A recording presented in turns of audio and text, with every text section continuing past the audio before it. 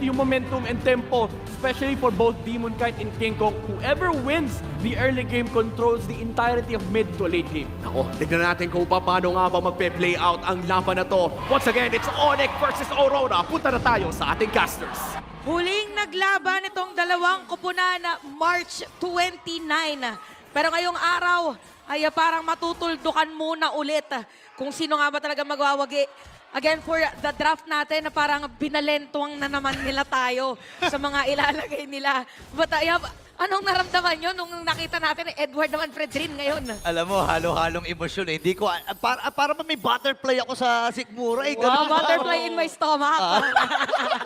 Ako baka may butterfly ako sa balikat kasi Bakit? magkakamatayan agad. Knowing na kung early game ang usapin, pareha silang may laban doon. And isa pa sa mga naging idea ni Coach Master The Basics kung bakit niya binigay kay Edward yung Fredrin is that mas okay nga din naman na na labanan na ni Demon Kite etong si King Kong ng palagan ng damage dahil nga nakalancelot siya. Alam mo, grabe no, parang sobrang nag-shift na yung meta natin ngayon. Yeah. Dati kasi nasanay tayo ng mga specific heroes lang, ay nasa specific role. Pero ngayon hanggang dulo, hindi mo malalaman. Hanggat hindi malalabas kung sino yung player na gagamit to, tsaka mo masasabi na XP lane yan, jungle yan. So sobrang unpredictable, I must say, yung playoffs natin. Day 1, ganon din ngayong day 2. Oo nga eh. Tsaka sa dami din kasi ng influence. Nababanggit palagi ni Midnight yung FPL Indonesia. Ito si Joshi King naman yung MDL. Diba? Ang dami talagang basis dito. Pero si Renny J, mapupuruhan ba? Nagamit yung Revitalize. Pero natakasan ni Edward yon with the flicker. And nagamit yung yung ultimate dito ni King Kong. Oh, pero nakikita natin ngayon, para sa sa Onyx Philippines, sila naman yung more on the aggressive side. Alam kasi nila na as much as possible, wag muna patabain yung mga players dito ng side ng Aurora. So, medyo mas mabagal to, no? Compared nung game number 1 natin. Lalo-lalo na yung Lucas ni Demon Kite kasi if you would give the earliest item sa isang Lucas, even si Super Prince, even si Kelra, masasaktan kasi ang tanging kayang gawin naman ni Kelra ay gumalaw ng gumalaw. Pero dito sa turtle fight, Ayan na, wala na ata makakaawat sa paggalaw dito ni Kirk kasi talon lang siya ng talon. Pero nandun yung flash combo. And this time namatay si Demon Kite. At dalawa kagad na nakuha kasama pa ang pagong. Atas mo na si UNC Edward at nalilis ng kanilang mga buhay. Grabe, it's 2 for nothing trade. Para dito sa side ng Onyx at sila din nakakuha ng pagong habang sa may bottom lane. Parang nag-iba naman yung sitwasyon ng laban natin. Pero si Doming Kite, grabe yung pagpupuk. Akala natin si Kelra yung nakakaangat, hinabol hanggang makabalik doon sa may turret kasi ayaw niya yata na makuha yung isang minion. But Brusco is there. So the usual muna para sa ating dalawang teams. But definitely Onyx dito, 1.7k gold lead para sa ating laban. Binanggit nyo kanina yung mga mga influential na or mga nag-influence pagdating sa draft. Balikan pala natin yung MDL, tama ba Joshi Kings? Onyx at saka Aurora din mismo na organisasyon ang nagkatapat. yun din yung nagtapat ng finals but it ended up in a 4-1, kung di ako nagkakamali, na laban lang dahil hindi na pinaabot pa, hindi na pinahabol pa ng Onyx 9 lives ang Aurora Hunters doon sa finals pa. Pero dito ay hahabol ang kupunan ng Onyx. Okay, nagamit yung flicker na may idea dito ang Onyx. Hinabol pa rin di Super Friends. Ito na, masyado nang gigil ang Onyx dito at 2.2k ang hawak nila. Para bang nagbago ang aura bigla ng Onyx Philippines. Wait lang, sila sabay ni Uwe. matapang. Ando na ni Bibit-bitin. Ando ni Torno sa Phantom Execution sa Patras. Nakatakas pa, pero nandoon si Lucas para kunin si King Kong. Pasok din si Brusco. Bibit-bitin si Demon. Ngayon kailangan na lumayo dito ni Demon Kite. At dito si Edward, si Renny J. Pero mapapatay pa rin siya dito ni Monster Mage. Kirk ay sasama na rin dun sa party. Bibit-bitin. Lahat na lang binibit-bit ni Super Prince. Grabe ko naman, Prince. Parang namimingot. Namimingot. Pingutin mo sa tenga. Hawakan pala yun. Hawakan mo sa tenga. Hawakan mo sa tenga. Hawakan mo sa tenga. Super Prince is now at 302. Para sa ating early game, he is at 100% kill participation at napakahaba nung naging team fight natin kanina. Ngayon na merong turtle, mauna pumesto dyan ang side ng Onyx. Kung babalikan natin yung game number 1, majority of the objectives, Aurora yung nakakuha. pero nakapwesto lang din naman. At nag-aabang. Posible. May narinig tayo kung merong gulong para kay Brusco, pero naghahanap lang sila ng pwedeng puntahan. Okay, umatras na kagad si Edward at si Rene J. Masyadong malayo din. Itong si Demon Kite at ang ganda ng vision at impormasyon na nakuha ng Onyx Philippines. Naagaw pa yung Green Camps. Talagang ginugutom nila si Demon Kite dito, ah. Sobrang ganda rin kasi ng twist na nangyari kahit pa naging roamer na yung Baksha at nagkaroon sila ng Lancelot. Mas naging sure lang yung Onyx Philippines sa pagkuha ng mga objectives na lalawakan nila. Kasi for that Lancelot, yung Thornrose Retry is still undefeated when it comes to the Retry combo sa pwedeng gawin. Pero look at this. Ito pala, first and last time na nagkaroon ng Fredrin game was MPL Season 12 Wow. playoffs at take note versus Onyx din. Grabe, no? Talagang... Itinadhana, isinulat. ayun na nga, nakalathala na sa mga bato. Nasa ledger yan. Ang lalim na. Nasa ledger notebook yan. Nasa legend. Nabutan mo yun? Ay, Meron pa rin nun. meron pa pala. meron pa rin. Meron pa pala. Meron pa pala. Kahit mga teki na yung mga tao ngayon, meron pa rin mga ganun. Meron pa pala, no? Pero meron din kailangan gawin ng Aurora dito. Kasi 3.8k na to, isang biglaan lang, ha? Oo nga, parang nga biglang bumubulo. Pero ang kinaganda kasi sa laro natin ngayon, kahit gano'ng kalaking kalamangan ng isang team, parang biglang nahahabol din. Oo. Pero for Onyx naman, they are a team na kaya nilang i-maintain yung lead that they have. The only thing na kailangan pa nilang gawin ay puruhan pa itong si Doming Kite. Kasi once na ma-build up niya yung kanyang mga kailangang items na as of now hindi pa ganun kabuo, masasaktan yung front lines. Pero look at Super Friends. Ang sakit. Grabe, Bakit napakatapang. ang sakit ni Super Prince pag sa damage niya? Hindi ko alam kung anong elemento ata yun. Ay, wait lang!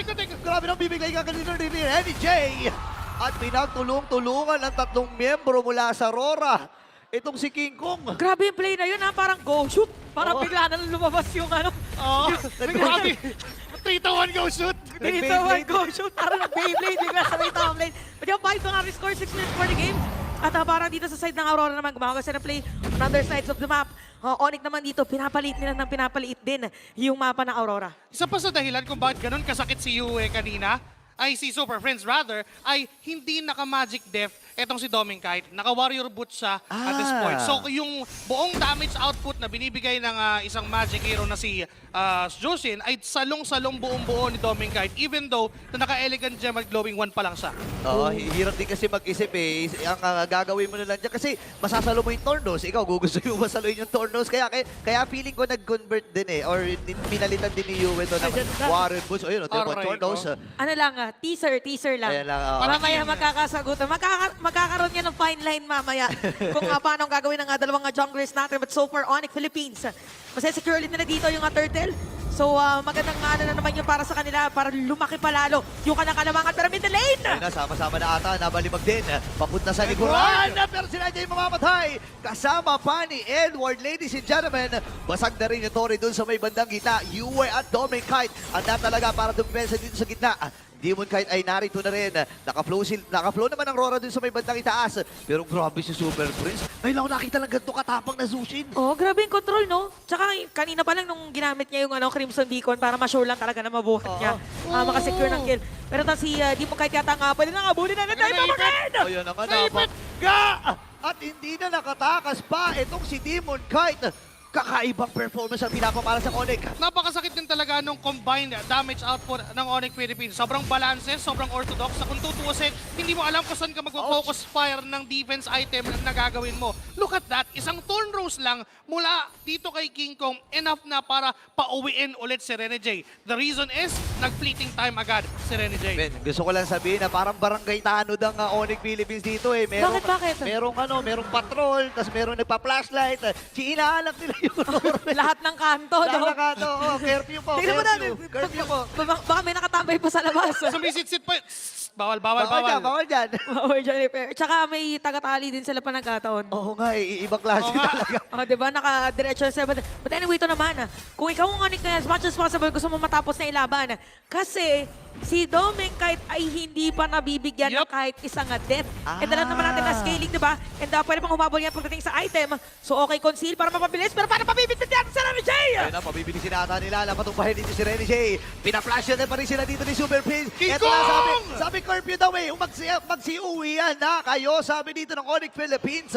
Pero ang Rora ay aatras muna. Renny J lang ang nabigyan. 9 minutes and 30 seconds. Pero ready pa sila. May next round ata na magaganap. Federation from UE. Pero re-respetuhin ng Onyx Philippines yung clear wave ng meron ng Rora. I think ang best call ngayon para sa Onyx is i-secure nila yung Lord, pero parang ipipilit pa rin nila. Aray! Ang sakit ng mga normal hits dito ni Kelra. Parang tumagos sa screen yung damage kanina. But ngayon, sinabi natin Onyx Philippines, pwesto muna sila pagdating doon sa may Lord. Pero pwedeng humarang dito ang ilan sa mga players.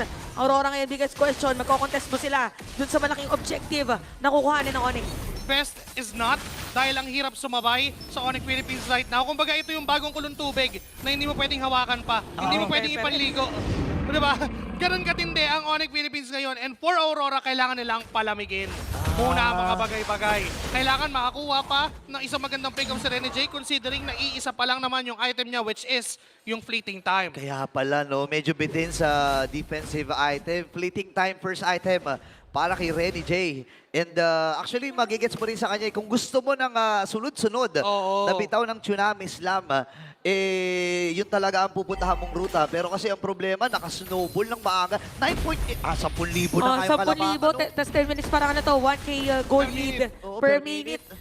Buti na lang 10 lang, no? Medyo madali Madaling yan. iyan. Madaling imat. Madaling Imat. Pagkano hindi na natin ikaw compute yan. But jokes aside, Aurora ngayon, nakita natin na si Yue nag-build ng Blood Blood Wings. Wings. So more on defense na lang din. Pero tignan natin kung paano ikakapitalize sa Aurora yung Lord. Nadadaan dito sa may middle lane. Para unti-unti silang aabante. Oy, Edward, kailangan na rin lumayo. Pero ang baba na ng kanyang buhay. Flicker na force na kagad para dito kay Mr. Consistent. Si Super Bridge, pina-flash at din ang mga miyembro dito ng Aurora. Ngayon, transition din sa may top lane. Tagumpay ang kanilang pagkakabasag. Walang wave. Nakasama ang Onyx Philippines sa may bandang ibaba. At tagumpay din naman Round two. ang pagkakabasag ng Lord doon sa may bandang gitna. Round 2 ang i-call dito ng Onyx Philippines. 5 laban sa 5. Super Prince and Brusco ang nakapauna na. And si Kirk ay puprotektahan lamang dito si Kelra. Ngayon, pwede na siya ginamit para maklear lang yung mga minions. Hindi mo yan, ang kalahati pa yung big wave. Dito mamay pa ng execution. Habang siya pumasok, pop yung immortality. Namatay na kagad dito si Edward. At makakakuha ng kill si Yue. Pero diretso pa, dito pa si Kelra. Okay, 2 sa 2 yung napatay doon. Pero inhibitor turrets, ayan, nakalbo na ng Onyx. Pero kung makapit pa rin dito ang side ng Aurora, paano na nga ba? Nalilito na ako kung paano mangyayari dito sa game, Doshi. Dumating na tayo sa punto na si Doming kahit ang call niya na sa kakampi niya, kahit sino, basta nasa harap, kaya ko na. Eh nakita natin yon. King Kong, hindi man lang niya nabitaw yung kanyang ultimate nung pagpasok niya sa gitna. Ang ganda sana nung ginawa ni Brusco doon na pag-provoke dito kay Demon Kite. But unfortunately for them, ready na si Doming Kite. Ready na yung marksman ng Aurora Gaming. Oh, huli. No, sayang hindi tumama, hindi lumusot yung Phantom Execution. Pero again, kailangan mag-move forward dito ng Onyx Philippines. Malaki pa rin naman ang kalamangan in terms of economy at malaya pa rin naman silang kumukuha ng mga resources dito. Napakalaki ng gap kung titingnan natin kay King Kong at dito kay Demon. Kahit tinan mo, halos 3,000 yan. Oo, sakto din ang ating na-build na story kanina. Oh, wait lang, para may susugod yata na mangyayari. Ay, naku po, hindi na nakagalaw dito si Renny J. Ngayon si Edward naman ang magiging next na target ng pamilyang ito. At si Jella pa makakakuha. May kita natin ngayon para sa side ng Onyx. Meron silang minion waves sa may top lane and even bottom lane. Is this it for the Super Fam? Ako, kaya ata nila tapusin yung Dark Break naman. Pasok na si Demon Kite. Nilalawin na yung mga minions na taladala ng Onyx Philippines. Pero ang pamilyang ito ay hindi magpapatinag dahil kukunin lang game number 2. Isang mabilis na